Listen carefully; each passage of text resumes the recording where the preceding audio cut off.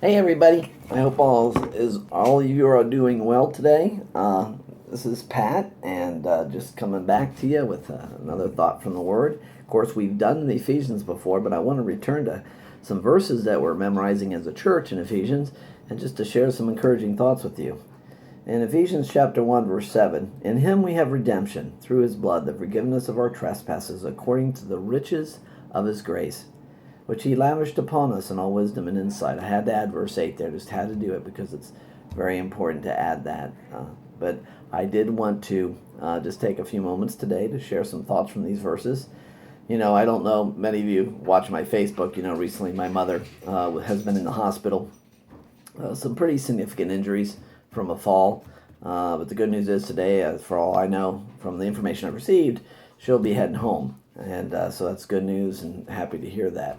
But I wanted to just take a few moments with you today and give you some thoughts from this. In him we have redemption through his blood, the forgiveness of our trespasses. How many people can walk around today and say, "I'm forgiven"? How many people can say that? That's an important thing, because forgiveness is a freeing thing. When you forgive yourself and when you forgive others, you're freeing things up. And a lot of people don't realize the power of forgiveness. And today in our society, the power of forgiveness is being ignored. It's more about revenge and get the guys that disagree with you and destroy the people that disagree with you. And that's really a sad testimony of the lack of understanding of people in our country. And this isn't according to the riches of his grace, something that was unmerited, not according to what we've done, not according to what we've accomplished or who we've treated nicely, not according to any of that, but according to the riches of his grace, period. That's it. So in him, we have redemption through his blood. We've been redeemed from a sinful nature, a sinful life that leads to death. We've been redeemed to life. And then forgiveness of our trespasses, true forgiveness. And I find that myself, when I experience true forgiveness, when I really realize and gain an understanding, not only in my mind, but in my heart, I find myself a different person. I find myself not near as prone to want to fight with people. I find myself not near as prone to be upset with what people are doing. But I find myself able to kind of step back and, okay, put yourself in their shoes.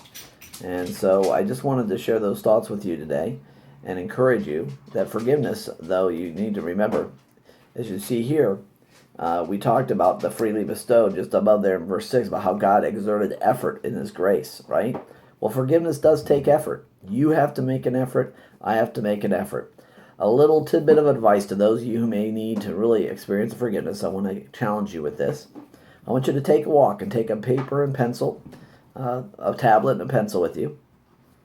And I want you to spend the time, and it may take a while, but this is a really good exercise.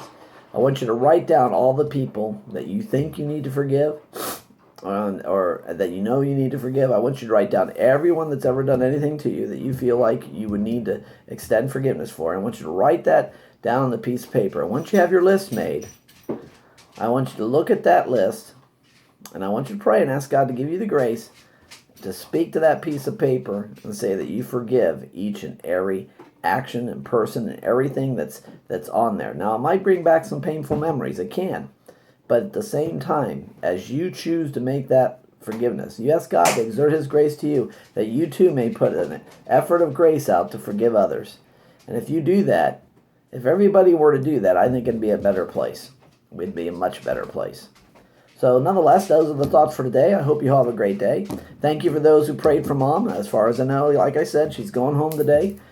She'll actually, I believe, be going to stay with my sister for a while. And it's going to be an interesting time in Mom's life here. I believe a new phase of life is coming for her, as well as for the rest of us. And, I just pray that God give grace to my brothers and sisters that serve as executors for Mom, and all those involved. Give grace to all of us to be wise and to work together for the best interest for my mother.